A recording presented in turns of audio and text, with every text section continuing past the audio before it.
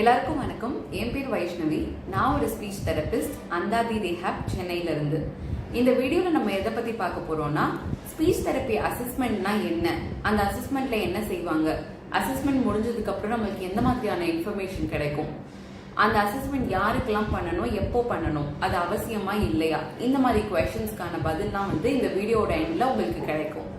So அதுக்கு முன்னாடி நீங்க நம்ம சேனலுக்கு ஃபர்ஸ்ட் டைம் வரீங்கன்னா, நான் ஒரு ஸ்பீச் லாங்குவேஜ் பெத்தாலஜிஸ்ட். அந்தாதி ரிஹாப் சேனல்ல வாரம் speech therapy related awareness videos நான் போஸ்ட் பண்ணிட்டே வருவேன். ஸோ மறக்காம சப்ஸ்கிரைப் பண்ணிடுங்க, கூடவே பெல் ஐக்கானையும் பிரஸ் பண்ணிடுங்க. ஸோ யூஸ்வலா நீங்க எந்த தெரபிஸ்ட ஃபர்ஸ்ட் மீட் பண்ணாலும் அவங்க ஃபர்ஸ்ட் சொல்றது முதல்ல ஒரு அசஸ்மெண்ட் பண்ணணும், அசஸ்மெண்ட் பண்ணி முடிச்சதுக்கு அப்புறம் தான் எங்களால ஃபர்தரா கமெண்ட் பண்ண முடியும் அப்படின்னு தான் அவங்க ஃபர்ஸ்ட் சொல்லுவாங்க. ஸோ அந்த அசஸ்மெண்ட்ல என்னதான் நடக்கும் அப்படின்றத இந்த வீடியோ பார்த்து நம்ம தெரிஞ்சுக்கலாம். ஸ்பீச் அண்ட் லாங்குவேஜ் அசஸ்மெண்ட்டை ஒரு குவாலிஃபைடான ஸ்பீச் தெரபிஸ்ட் தான் பண்ணணும். ஸோ ஒரு குவாலிஃபைடான ப்ரொஃபஷனல் நீங்க எப்படி கண்டுபிடிக்கிறது அப்படின்னு உங்களுக்கு டவுட் இருந்ததுன்னா, அதுக்காக நான் இன்னொரு வீடியோ பண்ணியிருக்கேன்.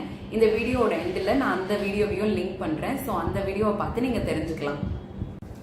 ஸோ அசஸ்மெண்ட் ப்ரொசீஜர் மட்டும் பார்த்தீங்கன்னா 2 to 2.5 hours கண்டிப்பா ஆயிடும்.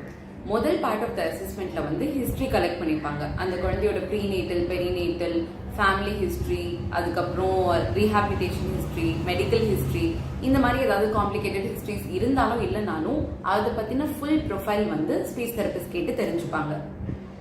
அதுக்கப்புறம் அந்த குழந்தைக்கான கம்ப்ளைண்ட் என்ன இருக்கு, மைல் ஸ்டோன்ஸ் எந்த அளவுக்குல இருக்கு, டெவலப்மெண்டல் மைல் ஸ்டோன்ஸ் தான் மீட் ஆயிருக்கா இல்லையா, இந்த மாதிரியான இன்ஃபர்மேஷன் கலெக்ட் பண்ணுவாங்க.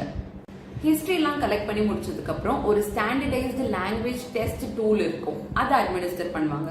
ஸோ அந்த லாங்குவேஜ் டெஸ்ட் டூல்னா என்னன்னா, இந்த வயசு குழந்தைகளுக்கு எந்த மாதிரியான விஷயங்கள்லாம் பேசணும், எந்த மாதிரியான விஷயங்கள்லாம் புரிஞ்சுக்கணும் அப்படின்ற மாதிரி ஒரு அளவுகோல் இருக்கும்.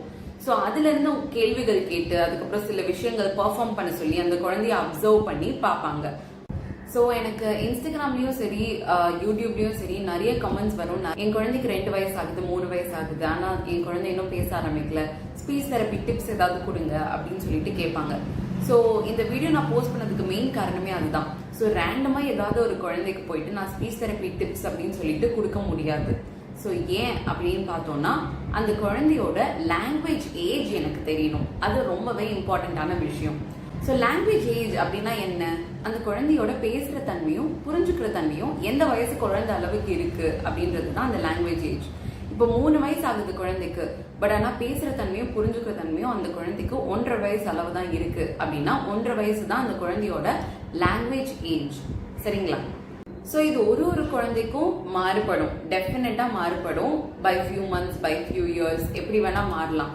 ஸோ அந்த குழந்தையோட லாங்குவேஜ் ஏஜ் என்ன அப்படின்னு தெரிஞ்சாதான் அந்த குழந்தைக்கு எந்த மாதிரி ஸ்பீச் தெரப்பி கோல் செட் பண்ணணும், எதுல ஒர்க் பண்ணணும் அப்படின்றத அந்த ஸ்பீச் தெரபிஸ்ட் டிசைட் பண்ண முடியும்.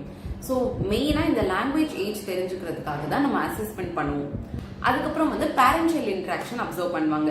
ஸோ மதர் எப்படி பேசுறாங்க குழந்தைகிட்ட, குழந்தை அதுக்கு எப்படி ரெஸ்பாண்ட் பண்ணுது, ஃபாதர் எப்படி பேசுறாங்க குழந்தைகிட்ட, அதுக்கு குழந்தையோட ரெஸ்பான்ஸ் எப்படி இருக்கு, குழந்தையோட ப்ரீலிங்குவிஸ்டிக் ஸ்கில்ஸ் எல்லாம் அப்சர்வ் பண்ணுவாங்க. அப்படி ஐ கான்டாக்ட் எப்படி இருக்கு, அட்டென்ஷன் எப்படி இருக்கு, ஒரு இடத்துல உட்காடுறான்னா எவ்வளவு நேரம் உட்காடுறான் ஒரு ஆக்டிவிட்டிக்கு, அவனுக்கு பிடிச்ச ஆக்டிவிட்டிக்கு எவ்வளவு நேரம் உட்காடுறான், நம்ம சொல்ற ஆக்டிவிட்டிக்கு அந்த குழந்தை எவ்வளவு நேரம் உட்காடுறான், அதுக்கப்புறம் கான்சென்ட்ரேஷன் இருக்கா, ஒரு ஆக்டிவிட்டி முடிஞ்சதுக்கு அப்புறம் தான் இன்னொரு ஆக்டிவிட்டிக்கு போறானா, இந்த மாதிரியான விஷயங்கள்லாம் அப்சர்வ் பண்ணுவாங்க.